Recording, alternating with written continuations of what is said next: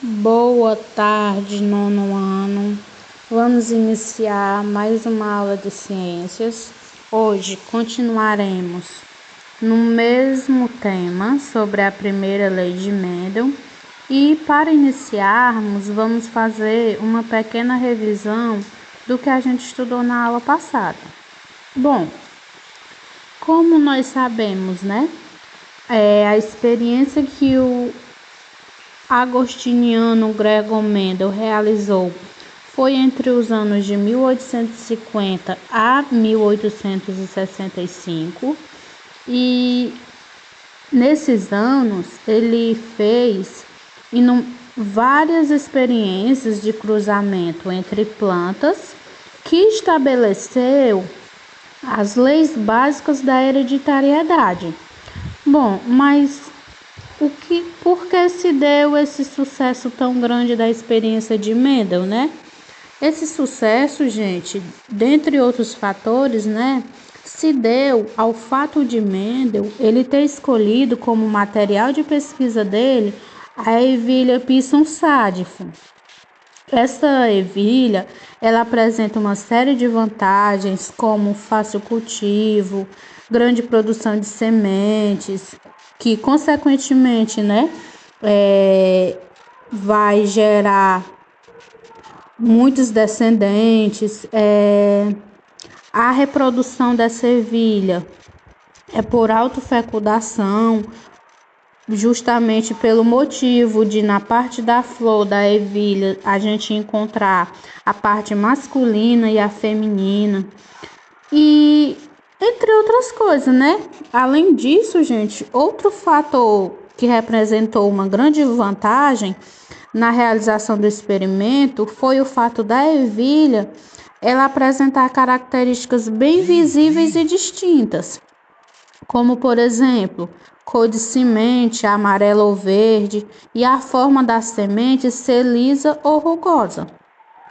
Bom, nós vimos também que esses dados obtidos nos experimentos, eles eram sempre analisados em um grande número de descendentes, né? E isso determinou que em cada geração, a proporção em que cada tipo de característica aparecia fosse evitando conclusões erradas. E o Mendel, gente, ele partiu do pressuposto para realizar esses experimentos, né, de que se uma planta ela possui uma semente verde ou amarela, ela devia ter algum fator responsável por essa característica. E foi que, com base nessa suposição, que o Mendel aí realizou centenas de cruzamentos. E aí vimos também, o Mendel ele realizou esses centenas de cruzamentos. Como que eram esses cruzamentos? Ele realizou esses cruzamentos entre plantas puras que diferenciavam entre si em uma ou mais características e nos quais, né, dessas características, ele pôde observar que a descendência era idêntica a um dos dois pais, né? Ou ele puxava a um pai ou a outro. Bom, aqui na imagem a gente pode observar um exemplo de cruzamento, né? Nesse cruzamento, o Mendel ele utilizou plantas puras com sementes amarelas cruzadas com plantas puras com sementes verdes. E aí, como a gente pode observar, esse cruzamento originou apenas plantas com sementes amarelas. E aí, com esse resultado, o que Mendel concluiu? Ele concluiu que a característica amarela, neste caso, era dominante sobre o verde. E aí, em seguida, ele realizou um outro cruzamento entre somente as plantas de sementes amarelas, resultante do primeiro cruzamento, né? No caso aí, a geração F1. E neste caso, nesse cruzamento entre as sementes amarelas da geração F1, ele observou que 75%, ou 3/4, né? 75% das plantas, elas produziram sementes amarelas, enquanto 25% produziram sementes verdes. Sendo assim, a característica da semente verde, ela não desapareceu na primeira geração, né? Ela não se manifestou lá na primeira geração, na geração F1. E por essa razão, ela foi denominada uma característica recessiva. E aí, após confirmar os seus resultados em diversos cruzamentos, né, o Mendel, ele enunciou a lei da segregação de um par de fatores, ou lei de Mendel. Essa lei, gente, ela ainda pode ser chamada de lei de monohibridismo, já que ela se aplica ao estudo de híbridos, que são indivíduos que descendem de pais com características diferentes em relação apenas a uma característica, né? Bom, e aí, a primeira lei de Mendel, ela nos diz que cada característica é condicionada por um par de fatores que se separam na formação dos gametas, onde ocorre em dose simples. A partir daí, a gente pode estar conceituando algumas palavras. No caso, o par de fatores, ele é equivalente a gene. Genes, o que é o genes? Os genes, eles são setores da molécula de DNA, um componente, né, da molécula de DNA, presente nos cromossomos das células diploides ou 2N, né? Nessas células, os cromossomos, eles ocorrem aos pares, né, nas células diploides, e apresentam a mesma forma e tamanho, sendo, portanto, denominados cromossomos homólogos, como já vimos anteriormente, né? Bom, neles, os genes situados na mesma posição, um em cada par de homólogos, né? Eles determinam o mesmo tipo de característica, sendo chamados de genes alelos.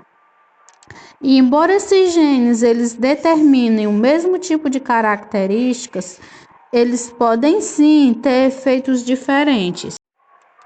E então, daremos continuidade ainda falando sobre os conceitos possíveis, né, depois dos experimentos de Mendel. Falando agora sobre o genótipo. O que é o genótipo? Ele é um conjunto de genes que o indivíduo possui em suas células. O genótipo é que determina as características que o indivíduo irá manifestar, tanto morfológica como fisiológica, ou ainda comportamentalmente. E aí, gente, ao conjunto dessas características, damos o nome de um fenótipo. Por exemplo, temos uma ervilha com genótipo Vzão. Esses dois genes dominantes um em cada par de homólogos. Uma ervilha com genótipo Vzão terá como fenótipo cor amarela. Se tiver genótipo Vzinho, o seu fenótipo para a cor da semente será verde. E aí, neste caso, dizemos que esses genes, eles estão em homozigose, porque em um caso temos dois genes dominantes, Vzão, e no outro, dois genes recessivos, que é Vzinho. E aí, quando uma planta ela tiver como genótipo Vzinho, ela terá um fenótipo coloração amarela, já que a presença de um gene dominante nele mascara a ação do recessivo. que por sua vez ele só se manifesta em dose dupla. Neste caso, dizemos que o par de genes Vzão-Vzinho, né, ele está em heterozigose, ou seja, quando apresenta igual Vzão-Vzão ou Vzinho-Vzinho, é o quê? Homozigose. E quando aparece um gene dominante e um recessivo? Heterozigose. Dito isso, gente, nós vamos falar agora sobre os cruzamentos em genética, que na aula passada a gente estudou por cima, né, só conhecendo, e hoje nos aprofundaremos um pouco. Bom, como que acontece? Cada gameta, ele transporta apenas um dos alelos de cada par, ou seja, vem um alelo do pai e outro alelo da mãe. No ato da fecundação, há o encontro dos gametas. E assim ocorre a união dos genes de indivíduos diferentes, surgindo assim as mais variadas combinações de pares de alelos. E aí, com isso, nós podemos prever os resultados de um cruzamento entre indivíduos quanto a um lado locogênico. Por exemplo, suponhamos um cruzamento no qual o pai e mãe eles tenham como genótipo Azão-Azinho, que é um fenótipo de olhos castanhos, né? Homozigotos.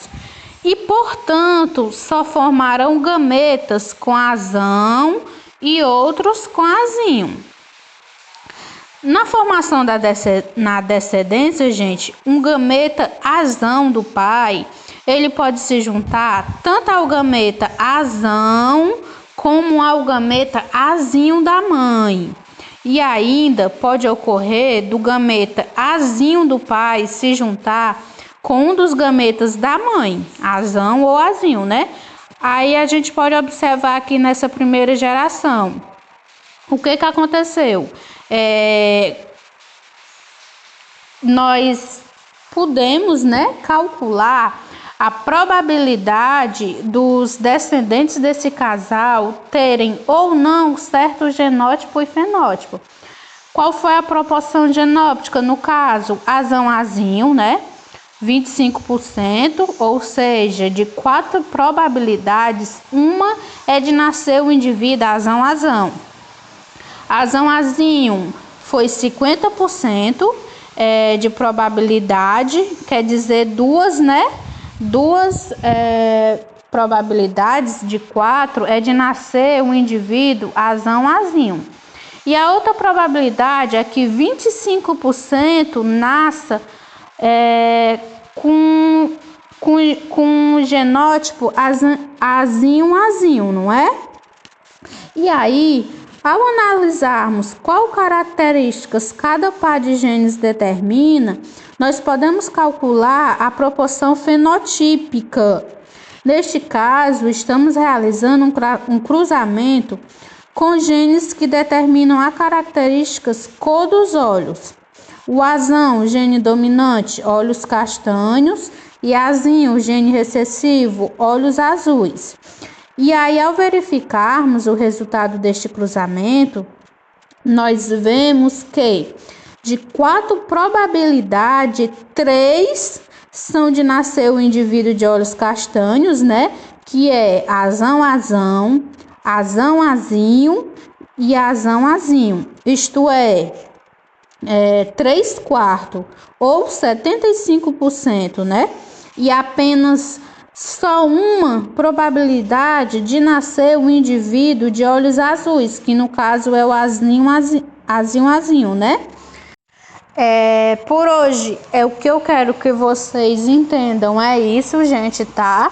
E aí, o nome desse quadradinho aqui, né, que a gente faz esse cálculo de probabilidade, se chama quadro de Purnett, que eu vou disponibilizar lá no grupo da sala de vocês um link que descreve detalhadamente como fazer esse quadrinho. Eu até ia fazer aqui para vocês, mas para não ficar um vídeo tão extenso assim, eu preferi colocar um link, tá? Que eu pesquisei na internet e vem dizendo passo a passo de como formar esse quadro. E aí, após isso, nós vamos resolver a atividade que eu também disponibilizarei para vocês lá no grupo, tá bom? Em forma de imagem.